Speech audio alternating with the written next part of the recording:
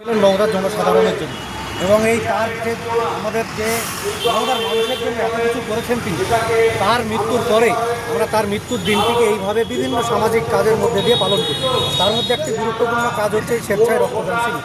সাধারণ জনগণ আসেন, এখানে তারা স্বেচ্ছায় রক্তদান করেন। এটা 8তম মৃত্যুবার্ষিকী, 8তম বার তার মৃত্যুতে আমরা রক্তদান করি। এখন পর্যন্ত কতজন রক্তদান? আমাদের 60 জন মতো এখন হয়েছে। দুপুরবেলায় লাঞ্চের টাইম, এখনও আসছে, মানুষজন আসছে। আমাদের টার্গেট এটা প্রতিবারই আমাদের 80, 82, 84 হয়। এবারও আশা করছি সংখ্যাটা তার উপরেই। রক্তদান ছাড়া কী কর্মসূচি রয়েছে? আর আমরা রক্তদান ছাড়াও আপনারা জানেন যে বর্তমান সময়ে সবথেকে বড় ইস্যু হচ্ছে এসআইআর, এবং এই এসআইআরে বিশেষ করে একদম বাংলার যে জনসাধারণ, এই জনগণকে একেবারে নাজেহাল করার অবস্থা হয়েছে।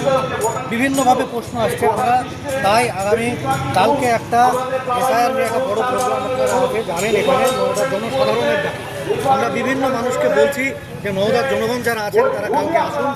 আমরা বলতে চাই যে শুধু যদি এই দায় বলা হয় নির্বাচন কমিশনার বা আপনার বিজেপি সরকার, তাহলে ভুল বলা হয়।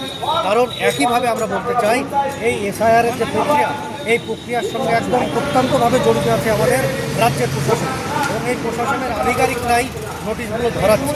আমরা সেই জন্য বলতে চাই যে এই রাজ্যের প্রশাসনকেও তার জবাব দিতে হবে। এবং মাননীয় মুখ্যমন্ত্রী তিনি বারবার করে বলবার চেষ্টা করেছিলেন যে এসআইআর বাংলায় হতে দেবেন না। আজকে তার যে প্রতিশ্রুতি, সেই প্রতিশ্রুতি থেকে তিনি সরে এসেছেন। তিনি তারপরে নিজেই তার কথায় আবার বলতে চাইছেন যে এই যে এসআইআর চলছে সেটা ফেক। আমরা ওনাকে প্রশ্ন করতে চাই, এই বিচারিতা বাংলার মানুষের সঙ্গে না করে ওনাকে একটা জায়গায় স্টার্ট থাকতে হবে। আপনার পরিচয়? হাবিবুর রহমান, আরএসপি।